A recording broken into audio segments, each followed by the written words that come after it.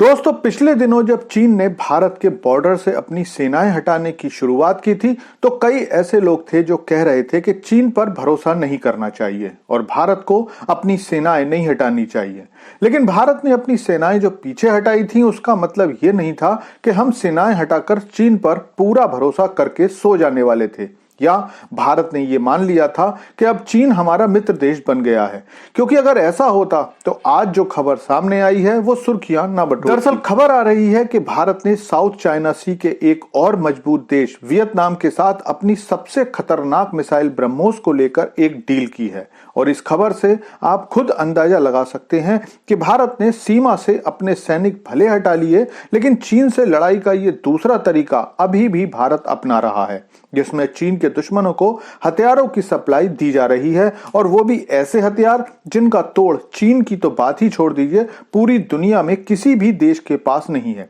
तो चलिए इस पूरी खबर को विस्तार से जानते हैं। तो दोस्तों, चीन के लिए भारत की ब्रह्मोस मिसाइल हमेशा ही काल की तरह रही है। चीनी सेना जितना अग्नि, पृथ्वी और प्रलय जैसी मिसाइलों से नहीं डरती है, उससे ज्यादा ब्रह्मोस का डर चीन के दिल में बैठा हुआ है और इसकी वजह है इसकी रफ्तार जो लगभग 3 मैक के आसपास है, जिसे रोकना फिलहाल केवल चीन ही नहीं बल्कि पूरी दुनिया के लिए नामुमकिन है। लेकिन भारत की यही ब्रह्मोस अब केवल भारत ही नहीं, चीन के पड़ोसी वियतनाम को मिलने की बातें की जा रही हैं। वियतनाम इस क्षेत्र का कितना महत्वपूर्ण देश है इस बात से समझिए कि खुद अमेरिका भी वियतनाम में सालों तक लड़ने के बाद हार कर वापस हुआ था और चीन भी वियतनाम से लड़कर जीत नहीं पाया था। दरअसल ये तो आप जानते ही हो कि भारत हिंद महासागर क्षेत्र में अपनी ताकत को लगातार बढ़ाता जा रहा है, लेकिन इस पूरे क्षेत्र को सुरक्षित रखने के लिए जरूरी है कि साउथ चाइना सी से आने वाले किसी भी खतरे को कंट्रोल में रखा जाए,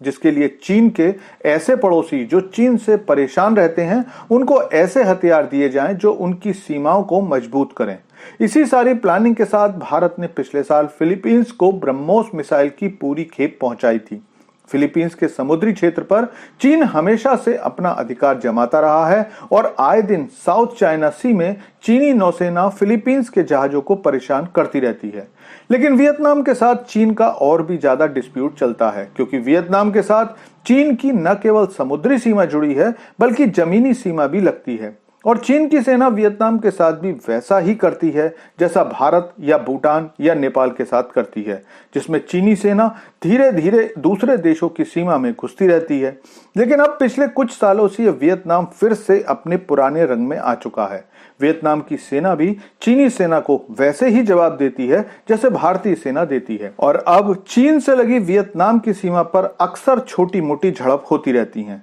जिसे देखते हुए फिलीपींस की तरह ही वियतनाम भी भारत से अपने रिश्ते मजबूत कर रहा है, क्योंकि इस क्षेत्र के लगभग सभी देश एक बात पर तो सहमत हैं कि केवल भारत ही एक ऐसा देश है जो चीन के सामने डट कर खड़ा रहा है और चीन की हर चाल का मुंहतोड़ जवाब भी दिया और इसीलिए अब भारत भी इन देशों की मदद के लिए आगे आया है, जिसके बाद भारत और वियतनाम के बीच लगभग $700 मिलियन की एक डील हुई है, जिसमें भारत वियतनाम को ब्रह्मोस मिसाइल देने वाला है।